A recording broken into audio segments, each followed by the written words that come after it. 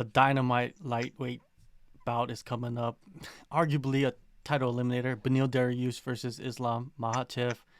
When you look at this matchup, right, it's so unique because you got Makhachev. He's very good at one aspect, but he's well rounded too at the same time. But then Yeah. Beneil has this experience of he's like on this Charles Oliveira run in a way, right, Yeah. himself. So what do you see? Two very, very accomplished grapplers, Mhm.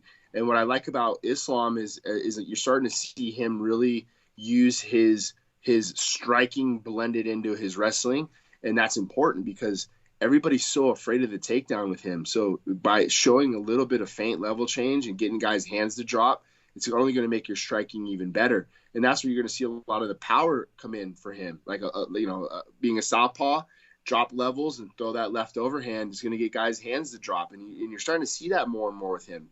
So and then obviously Beneil, man, he's one of the most accomplished grapplers in the division for a long, long time, and I'm really looking forward to seeing that chess match. I believe they're both southpaws if I remember correctly, right? Yeah. Beneil's a southpaw as well, so I think that ultimately this is going to hit the mat and it's going to be a more of a grappling contest, but one of the more high level grappling that you're going to get. Yeah, you got different styles of grappling. You got that Sambo style, and then Beneil, he can pretty much throw up a submission from anywhere. So when you see that clash, have you ever seen anything like that in the past? Yeah, I mean, I think that we get that quite a bit because we get the Dagestanian guys in the gym, like Hmm. Albert and the guys that come in and train over at Xtreme Couture, and then we have like more jiu-jitsu guys and then American style wrestling, and it's fun watching those guys get after it. But at the same time, what's nice is that they're always sharing tips and what they're looking for.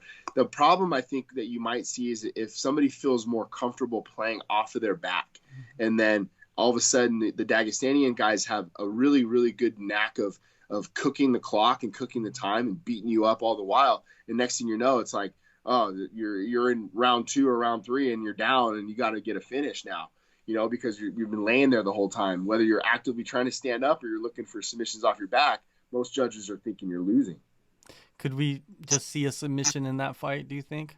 Man, I think either way, and I think if it is from Islam, it's probably because he inflicted a lot of topside damage and maybe caught a choke or something like that where Beneil might catch an arm or a leg or something like that in a transition.